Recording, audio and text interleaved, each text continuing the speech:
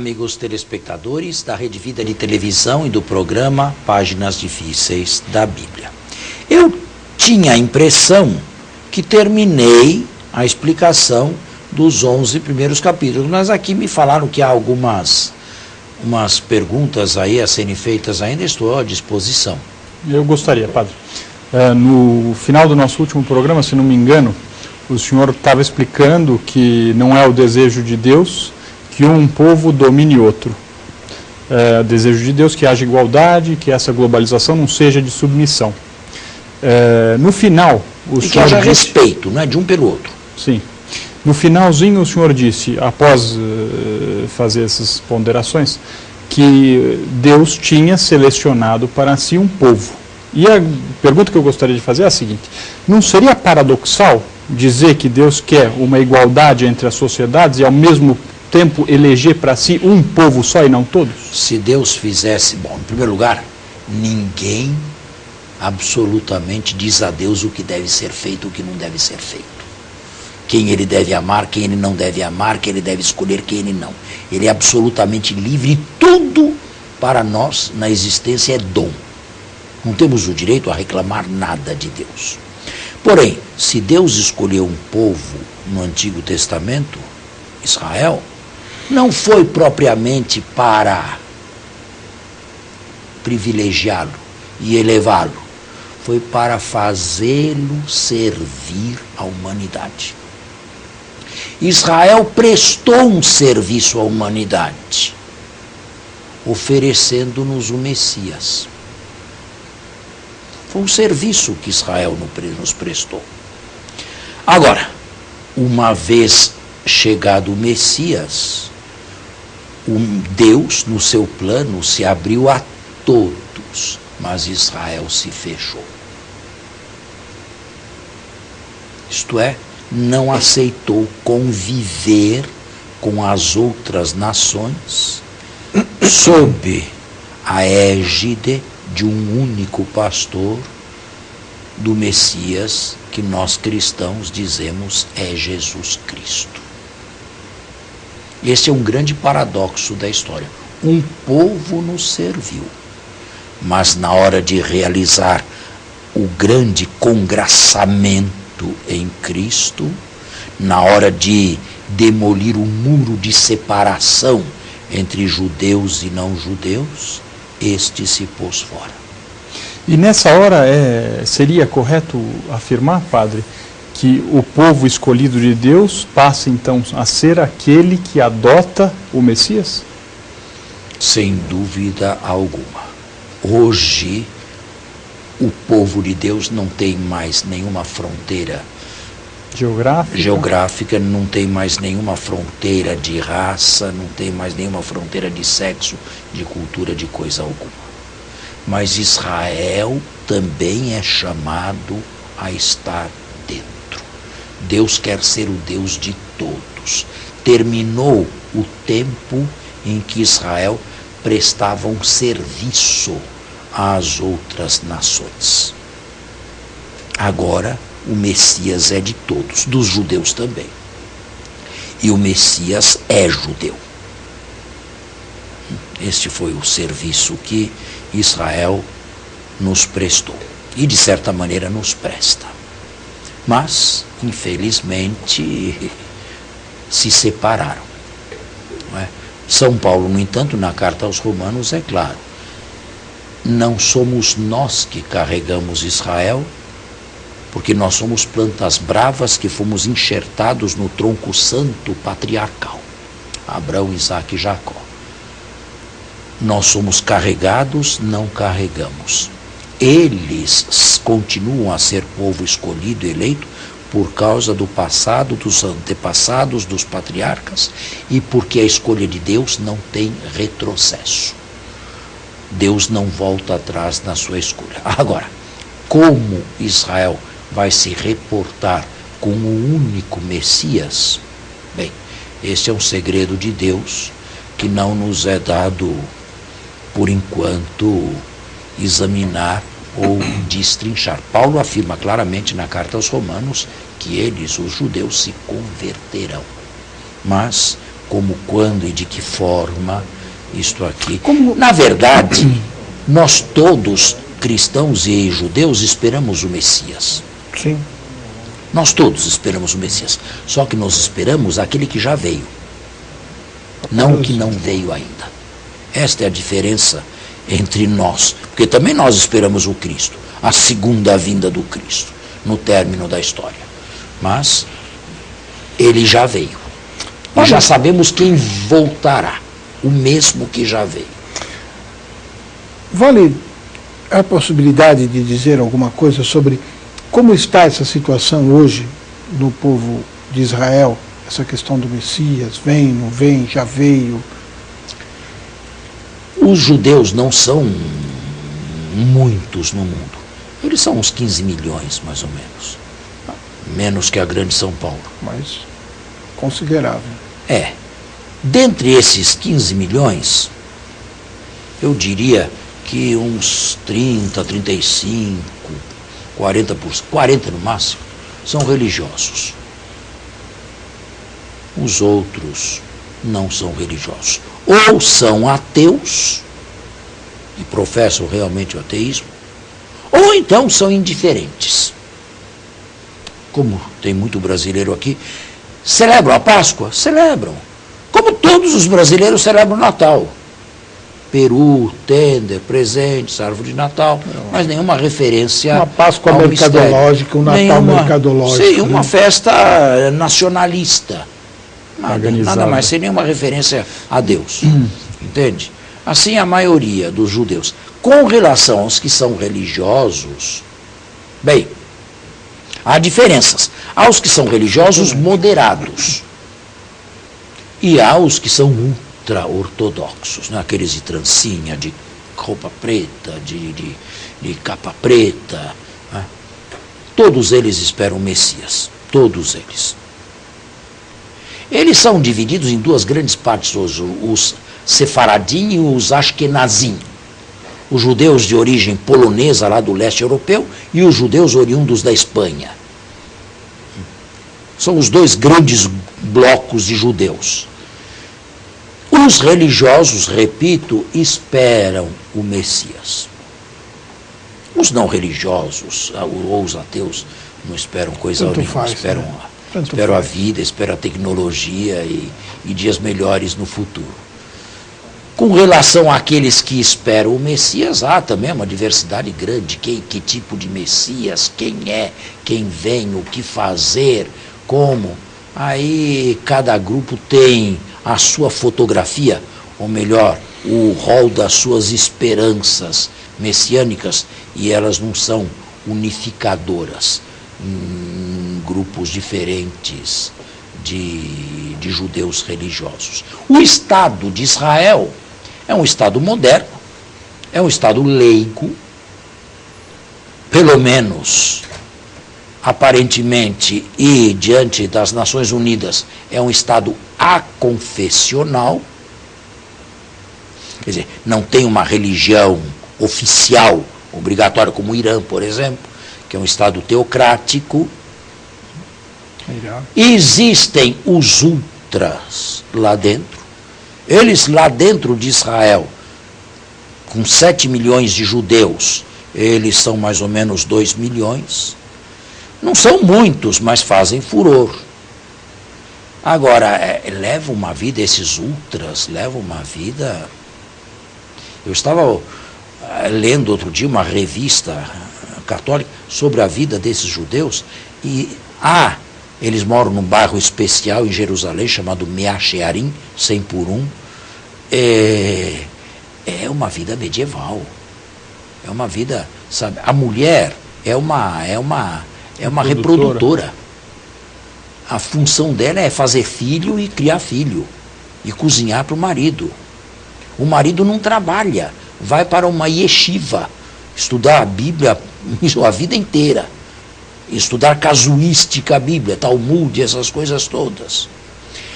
Não, os filhos, as mulheres não põem calça comprida de jeito nenhum. Saia desde o primeiro ano de idade. Os filhos põem aquele que para a cabeça, não podem ver televisão, não podem sair, não podem ter amigos, não podem beber, não podem fazer nada. Existe uma fuga da família de mais ou menos entre 100 e 150 rapazes e moças que, chegados à idade dos 18, 19 anos, não aguentam mais aquilo. Não aguentam, fogem de casa. Para a família, foi o dia da morte e do enterro. Para eles, quem sabe, é o dia da liberdade com a qual sempre sonharam e nunca tiveram. E não tem nem para onde ir. Nessa revista que eu estava lendo, diz que existe agora um centro de acolhimento em Tel Aviv e em Jerusalém, e leva mais ou menos de 1 a 2 anos para eles se inserirem numa sociedade multissecular e pluralística também. Nem hebraico não falam, porque os religiosos não falam hebraico, falam Yiddish. Então, é uma situação delicada, não é? Mas... Agora, padre, como o senhor estava falando da diferença que nós temos entre os judeus e os cristãos na nossa fé em relação ao Messias, seria possível pontuar por que nós acreditamos que Jesus é o Messias, porque os judeus não têm Jesus como o Messias que veio? Sabe, os judeus, que Jesus se tenha, não acredito. Mas ainda que Jesus se tivesse auto-intitulado Messias, o que nunca fez, não seria isso aqui execrável para os judeus. Outros fizeram isto, e depois de Jesus, e não aconteceu nada. Bar Kokhba é bom deles. Na segunda revolta judaica contra Roma, a época do imperador Adriano. Que o Messias morresse ou fosse assassinado, também não acredito que fosse insuperável. Mas que o Messias fosse Messias, exatamente na cruz, naquele momento da cruz, salvando a humanidade e os próprios judeus, isso é intolerável. Bem, temos que fazer um pequeno intervalo e voltamos. Foi feita no primeiro bloco, no final, uma pergunta, a resposta foi clara? Foi, padre, muito obrigado. Então, está aí. Que Jesus seja Messias exatamente no momento em que foi crucificado, e que aquele preciso momento em que foi por toda a hierarquia judaica, religiosa, execrado e considerado como um sem Deus, Deus não o socorreu na última hora, confiou em Deus e Deus não interveio. Bem, dizer que aquilo é o Messias é demais para um judeu, né? Além do que eles esperavam também um homem forte, um general, alguém que era mais ou menos por aí que a coisa caminhava, não era, padre? Mais ou menos, era. A grande Paulo já conhecia isso. O crucificado é escândalo para os judeus e idiotice para os pagãos. Para os judeus, um grande escândalo. Pôr um homem na cruz, dizer que ele é maldito de Deus pelo Deuteronômio. O pendente maldito da cruz. Aquele que for suspenso num madeiro. E dizer que este é o Filho de Deus e o Redentor da humanidade, bem, é um pouco demais. E para Paulo, talvez tenha sido exatamente isso que levou Paulo a tomar distância com relação à lei, à Torá. A Torá, apesar de ser Torá de Deus, parece que errou. Ou parece que não previu uma exceção. Maldito aquele que for suspenso no madeiro. Mas exatamente aquele que foi suspenso no madeiro é o bendito de Deus e está sentado à sua direita. Talvez tenha sido esta, ao lado de outras considerações, que tenha feito com que Paulo tomasse uma certa cautela e bem com relação à Torá de Deus. Padre? É próprio do cristão a cruz, no momento da morte, é um esvaziamento total. Né? Uma doação total. Uma doação total. E É próprio do cristão isso, né? E o cristão muitas vezes é odiado por isso, né? Quem dera fosse o mais próprio do cristão, né? Tenha dúvida, não é?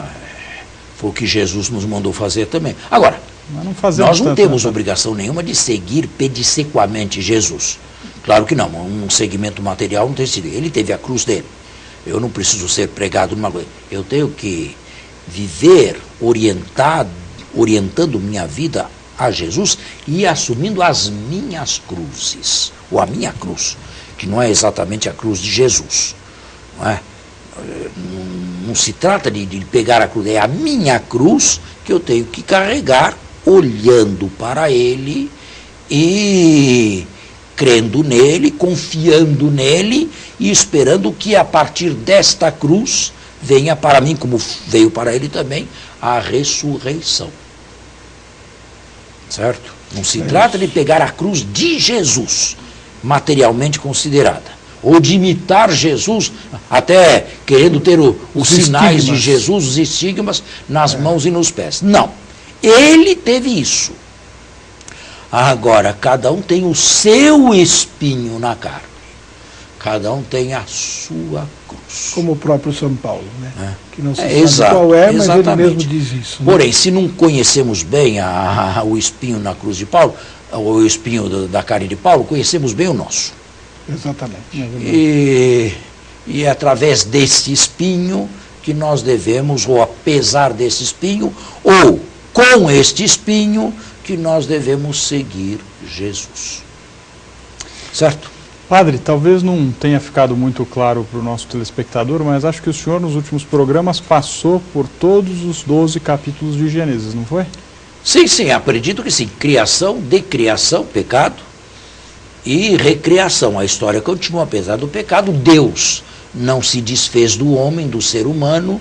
Deus não desesperou-se do ser humano. E o Cristo, que é o primeiro na ordem da criação, se torna o redentor da humanidade.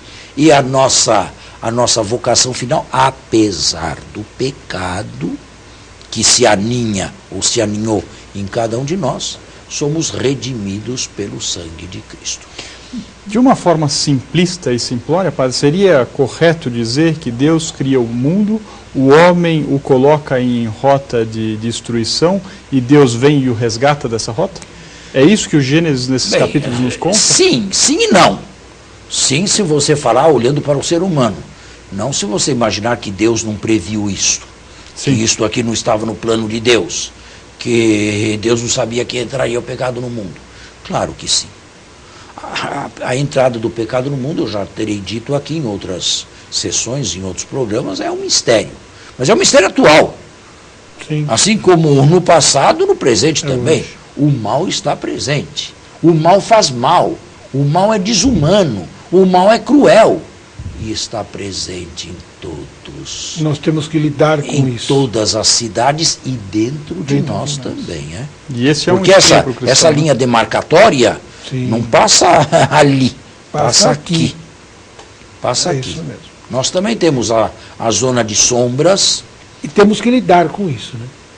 Lidar e vencer, E né? vencer, sim. Com a graça de Deus, Com a né? graça de Deus. E não permitir que isso aí Aflore, né? tome corpo. Essa é a luta, né? Fazer É. com que o mal... Esse talvez seja um espinho comum a todos em cada uma de suas cruzes, não? Talvez não, né? Acho que Não. Existem pessoas que fazem o mal e têm um certo gozo, uma certa alegria no mal que fazem aos outros. É uma espécie de satanismo, né? Mas existem pessoas que se alegram Com a ao verem desgraça os alheia. outros sofrerem. Existem. Não posso dizer que sejam todas, graças a Deus, Mas são nem a muitas. maioria, mas existem algumas Um bom número. que perpetram o mal de maneira cruel, direta e sem nenhum interesse, a não ser em ver você sofrer. Quando se chega a esse ponto, não é? Aí se atenta contra Deus. Não diretamente contra Deus, mas contra a sua imagem e semelhança, que é o ser humano. O ser humano, o homem. Eu não posso diretamente ir contra Deus, mas eu posso ir indiretamente contra a sua imagem e semelhança. Padre, se nós chegamos ao final desses 12 capítulos, seguimos para onde agora? Agora, eu proporia Nós já estamos no segundo bloco aqui deste... Talvez esteja no final do programa já, né? Eu proporia que agora nós fizéssemos uma visão histórica de Cristo, porém sincrônica. O que eu fiz até hoje foi explicar, palavra por palavra, o Evangelho de Marcos, faz tempo, e o Evangelho de João. Terminamos. Mateus também, né? Também. E João também. E João. Mas eu nunca dei uma visão sincrônica. Uma visão assim de conjunto e, digamos, não letra por letra, palavra por palavra. Entende? Então, ao lado de uma visão diacrônica, eu me estabeleceria, ou melhor, eu me contentaria agora com uma visão sincrônica. Sabe o que é uma visão sincrônica? Diga, padre. Uma visão sincrônica, uma visão resumida. É uma visão, digamos, assim, condensada. Isto é uma visão sincrônica, é o que eu me proponho a fazer. Mas escutem, quantos minutos nós temos ainda? Temos 1 minuto só? Bem, então começamos no próximo programa. Vamos começar essa visão sincrônica aí. Eu, pessoalmente, acredito que essa visão vai ser muito boa para nós e para os telespectadores, padre. Também acho. Eu espero. Eu acho que imagino que para estudo isso, para compreensão do todo. Para compreensão do todo, e a partir deste todo você poder fazer o seu estudo particular ali de evangelho e tudo mais. E aplicar isso na sua vida, não é? Muito Também. bem. O nosso programa está sendo do gosto do telespectador? Olha, padre, eu quero até agradecer aqui os amigos telespectadores aí, tenho encontrado com vários lá na paróquia e que estão gostando, inclusive do horário, viu? Que bom. Gostando, muitas pessoas que não assistiam por conta de ser às sextas pela manhã, hoje assistem porque é no domingo, justamente nesse horário muito bom. Então agradecemos certamente a audiência. Muito obrigado e até a semana que vem, se Deus quiser. Um bom domingo a todos e até a próxima semana. Um bom domingo a todos e até o nosso próximo programa.